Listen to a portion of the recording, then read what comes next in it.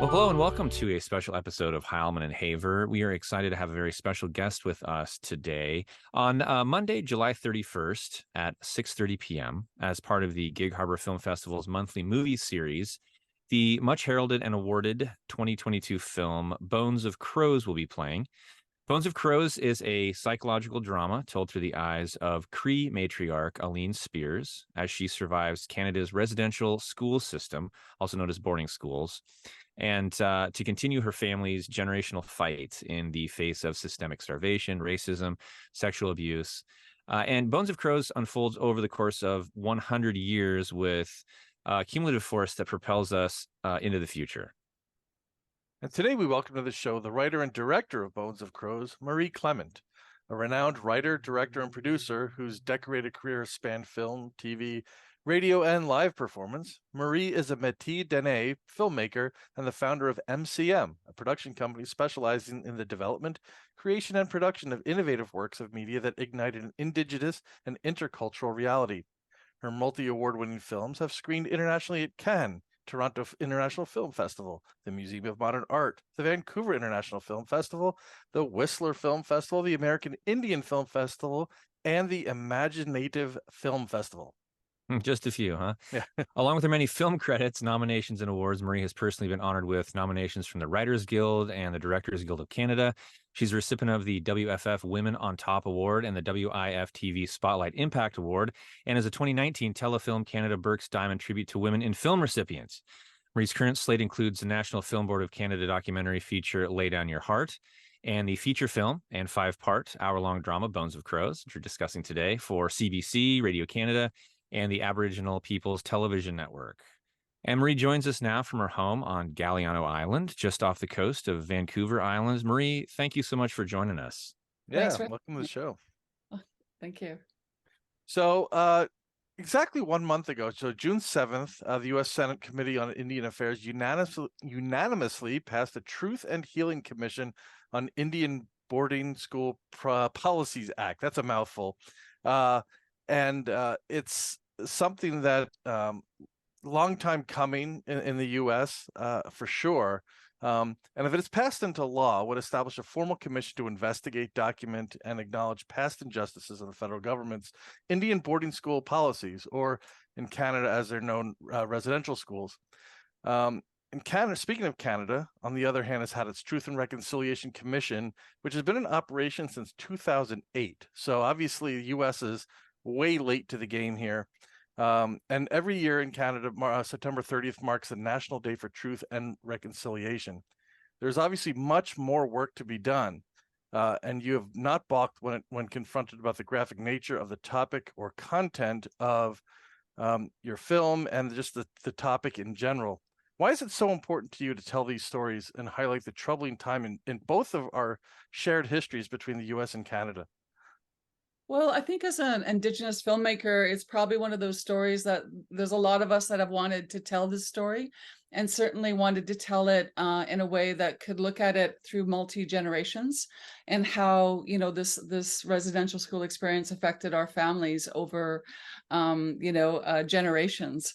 So I think it's important for a very personal reason. You know, there's my family, my mother and her sisters and brothers went to residential school. And if you look at every performer in Bones of Crows and every crew member that was Indigenous in front and behind the scenes, every single person had a family member that went to residential school. So it's very, it's not far away, like it's not in the past for us. It's really close, and, you know, our families are still moving through it. So Bones of Crows is told through the eyes of Cree matriarch Aline Spears, played over the course of multi-generations, like you said, over 100 years by Summer Testwick of Cree heritage, Grace Dove, who is, and I want to make sure I pronounce this as close as I can, Secwemic heritage, and Carla Ray of Seneca Mohawk descent. Now, in another interview, you said that, like you said, well, actually, you just mentioned it just now, that every single person in your cast and crew who is Indigenous has been touched by this or had a family member who is part of the residential boarding school system. How did your cast and crew respond to the project? And what direction and maybe advice, personal advice, did you give them when it came to dealing with such personal content? Well, I think, I think ultimately what we understood is that as storytellers, that are working on different crafts within this form of storytelling, we were really felt honored to be able to come together to tell this story, to bring, that craft to a story that was important to us. But I think what someone said to me, and I certainly felt it as I was writing and we were starting to shoot, was that although it's a hard topic, and there's things that are hard within the story of Bones of Crows, it was an amazing release. It was a relief to be able to tell the story at this time. So I think there's something in that is quite healing, to be able to share a story that looks at our shared history, that looks at things our families encountered and survived, and their resilience. There's something very proudful to bring it to light, to kind of go, this is something that our families survived, and this resilience is not just a one-off, it's a multi-generational resilience. And so I think we held on to that. We held on to the responsibility of it. And I think we were hoping to honor those survivors and who had these experiences. One thing you've been able to do in the film is take a perspective that's it's a very dark part of our shared history in the U.S. and Canada, and throughout the film you depict that Aline and her descendants fight systemic starvation, racism, sexual abuse, all of this sorts of things that even your Métis Dene ancestors have had to deal with throughout so many years. But yet you take also the angle that it's not also all dark. You talk about the Indigenous people's contributions to World War II, such as when Aline works as a code talker, and things like that. Were there personal stories or people that from your life that you took to kind of inspire you to tell these stories? Yeah, I mean, definitely, my mother's story and my auntie's story. I think,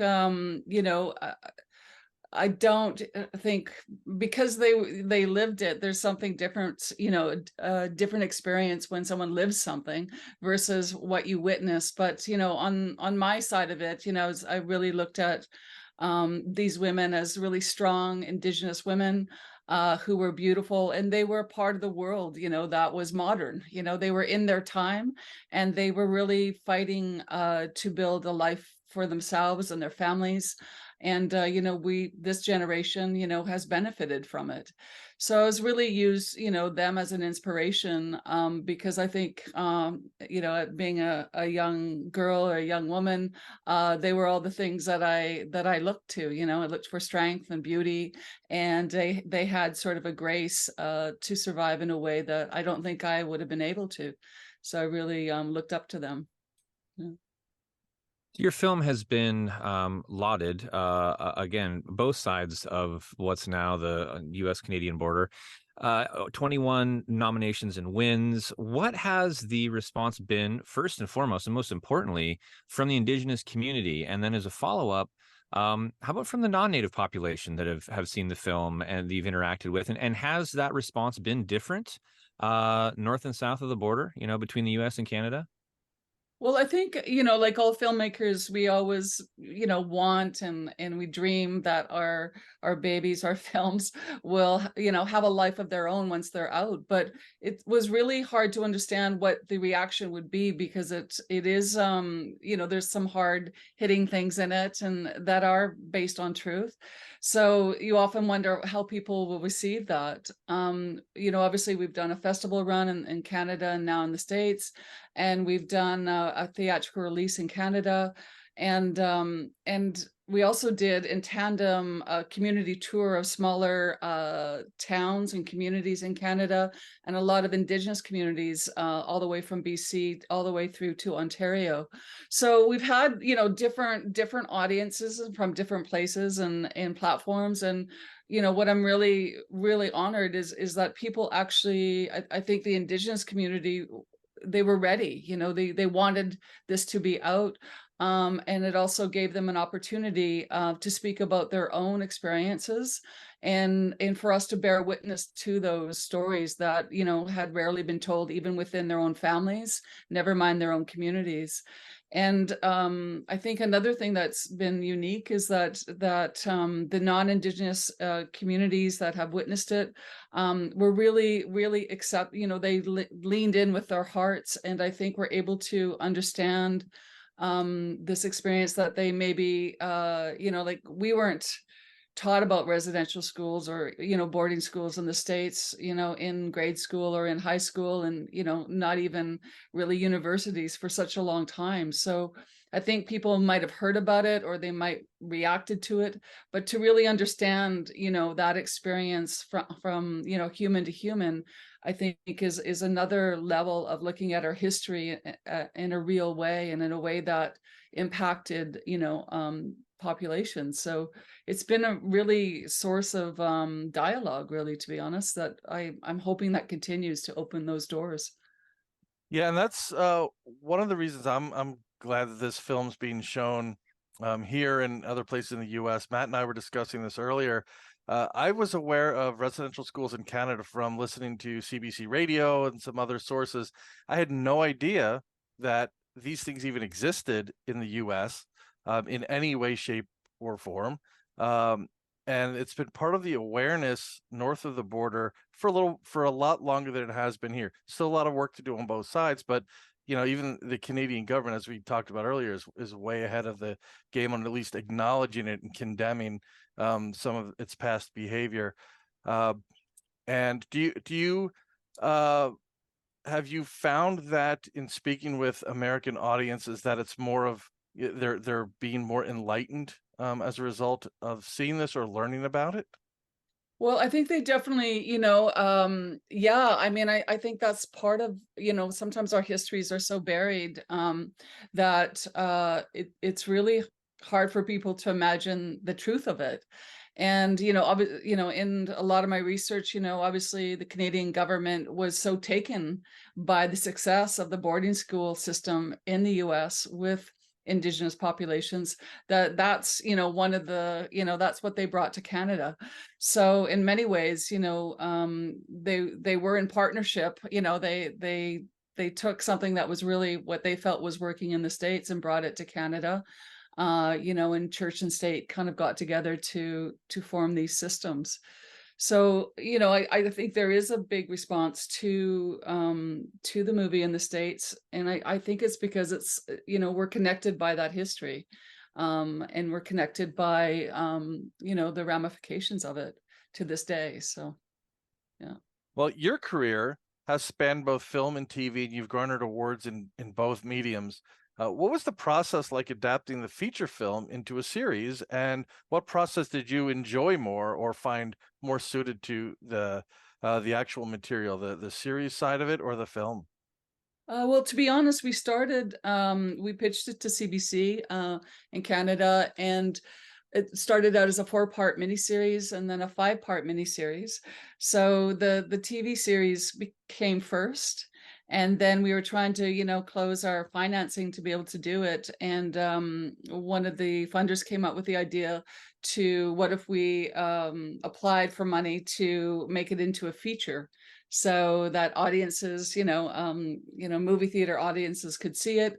And then, you know, as it's broadcast, you know, this September, they can see characters' stories expand, but also see different points of view from different parts of her family. So, you know, episode 2 is more Perseverance as her sister's point of view, and so on. So it became something that that, I don't know, will be really interesting to track when the series is broadcast. But it's kind of like we're introduced to a world and a universe, and then that universe can grow and become bigger, you know? Yeah. Well, my family's Tlingit, and I spent the last couple weekends working with a group from Seattle called Rising Reels, doing youth film camps for Native youth in our community. And something that came up with everybody from age 6 up to age 18 was, that these youth are finally seeing themselves portrayed in on screen, small screen, big screen. We think of Reservation Dogs, a massive hit, the movie Prey, Rutherford Falls, and then of course you've got the much anticipated Scorsese movie, Killers of the Flower Moon. Bones of Crows is billed as the first Indigenous and female-led, produced, written, and directed drama about the residential school experience in North America. What do you think the future holds for Indigenous filmmakers and actors? And, what advice would you have for those Indigenous youth, those artists that might be interested in a career like yours? Well, I think, this is like, I just think Indigenous talent, like it's just exploding, and there's just a canon, there's a canon of talent out there.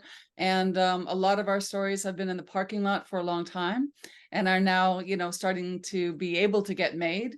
And I think, we're seeing the success because we're seeing, filmmakers get access and be able to bring their visions to the small screen and the large screen. So I just really feel like there's so much talent and so many extraordinary artists, coming. If they're not, right beside me or in front of me.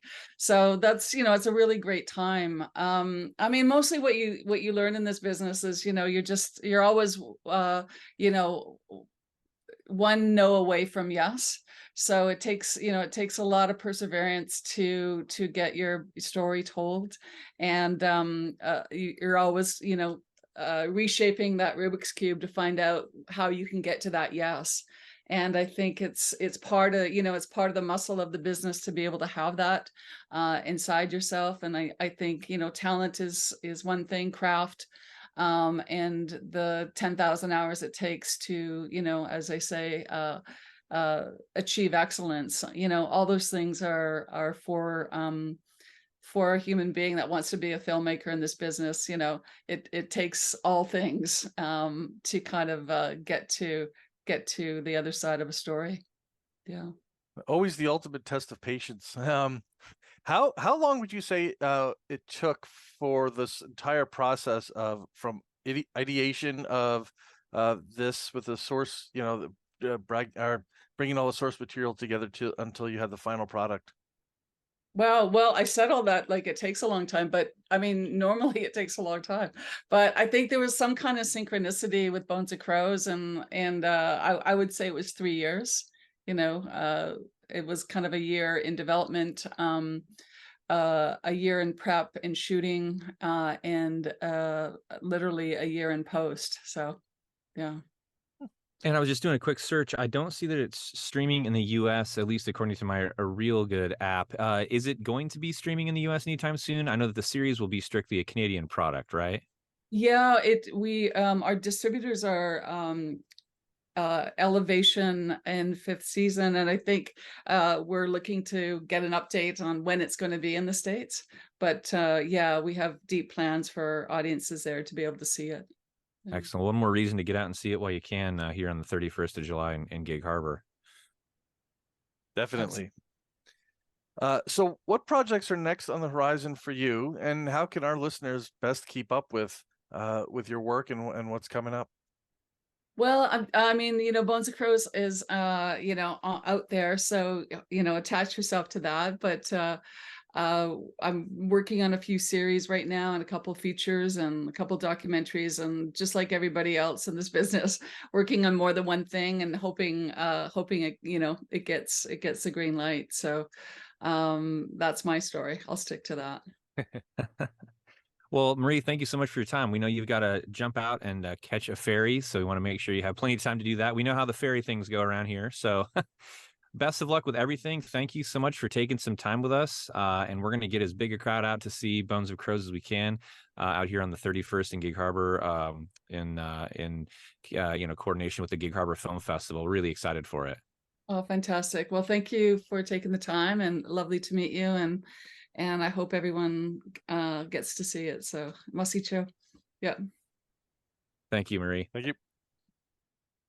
Marie's website is mcm2.ca, and you can see Bones of Crows again at the Galaxy Uptown Theater in Gig Harbor on Monday, July 31st at 6:30 p.m. as part of the Gig Harbor Film Festival's monthly movie series. More info can be had at gigharborfilm.org, and you can get advance tickets at galaxytheaters.com, and we will see you there. Thank you again for joining us, and to our guest, Marie Clements, for her time.